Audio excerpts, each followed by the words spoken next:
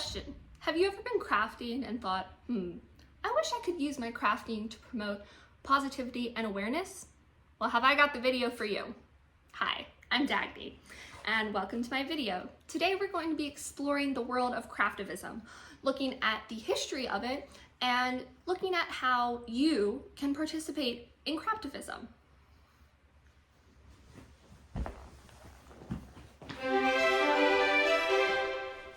Although the term Craftivism wasn't officially defined until 2003, Craftivism has been around for many centuries. Some of the earliest examples of what we see defined as Craftivism appear in the early 19th century. The Female Society of Birmingham, who were a prominent abolitionist group, encouraged their members to use their work bags and embroider anti-slave literature. Although these women did not have the ability to achieve leadership roles in society, they were still able to use fashion and self-expression to spread awareness to the cause they were so passionate about. In creating these images that centered around the experiences of female slaves, not only did they bring awareness to their suffering, but they also reminded everyone who saw those images that the suffering of these women was happening every day and was inescapable.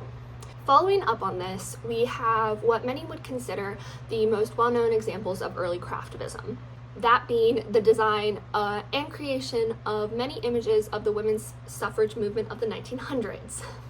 The women of the time were very vocal about their movement, and via Craftivism found ways to politically advocate for themselves. Moving forward to the 21st century, we see an example of Craftivism in the pussy hat. Created in 2017 by two women in Los Angeles, this hat has become a staple of the modern women's rights movement. These hats originated when Jana Zawalman and Krista Suh crafted the iconic pink hats to wear to the 2017 Women's March in DC. The name of the hats originates from two things: their iconic pink color, which was a commentary on how pink is often associated with female identifying people, and to protest the well-known phrase, "grab her by the pussy," said by former President Donald Trump in 2005. In making these hats and giving it the name the pussy hat, these artists reclaimed the term and used it to promote women's rights through their craft. The hats gave women across the world a way to participate in the women's rights movement right from their home.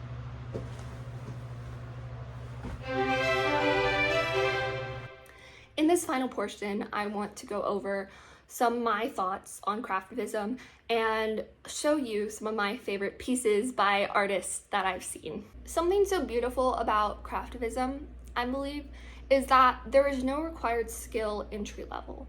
You, me, anyone can go out and buy yarn or fabric and use that fabric or yarn to craft a piece that provides a message we feel is important and should be heard.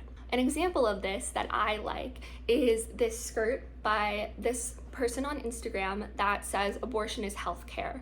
She created this when Roe v. Wade was overturned by the Supreme Court, and I believe it really showcases a beautiful form of Craftivism where she had this message that she wanted to spread, and she did it via her craft.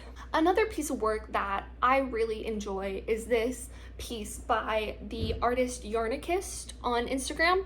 It's a granny square and crochet piece that says trans rights are human rights.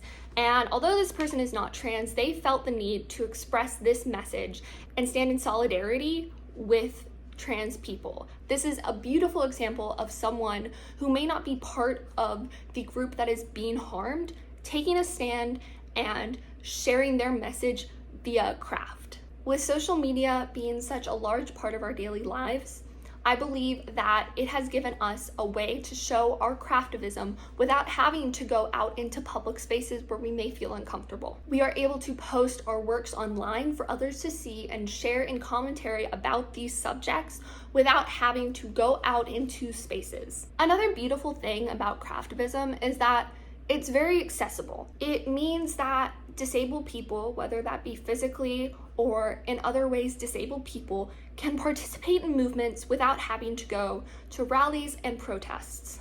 Often, disabled people feel that they are not able to participate in traditional forms of protest and social movements, because they may have a physical disability or a mental disability that keeps them from wanting to go out into large groups and spaces like that. Although our society continues to try and make spaces more accessible, some people simply do not want to participate. I myself get very anxious at protests just because of the crowd size. I feel the same way when I go to Pride. However, I have been able to make pieces that share the message and show support for people, and I feel that in that way I'm able to participate even though I may not be going in person. Not only is it beautiful to see these works that you have made, but it's also amazing to share this positive experience with others. I have a rainbow jacket that I wear often that I crocheted, and I enjoy showing it to others, and I enjoy when people ask about it and ask if I have made it, because I can share with them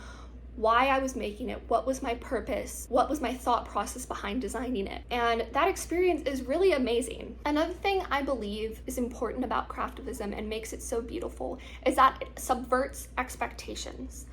Often we have a very specific expectation of what art must look like, and in doing Craftivism, a skill and a form of artistic expression that is not often socially accepted and socially uplifted, we are able to show others that we have a voice and that we are trying to promote change and bring about positivity. Following this up, I believe that Craftivism has been down on because it is intertwined with the feminine experience. However, that is really beautiful because it has been a way for women to have a voice via traditionally female forms of artistic expression. I hope in making this video that you go out and pick up just some kind of project, whether it be crochet, yarn, sewing, embroidery. Something beautiful about this community is that we share our patterns with each other for very low prices or for free. And thanks to the internet, we have access to so many references. I hope that you go out and you find a way to share your message with the world, because we all have a voice and we deserve to use it, regardless of who we are. Thank you.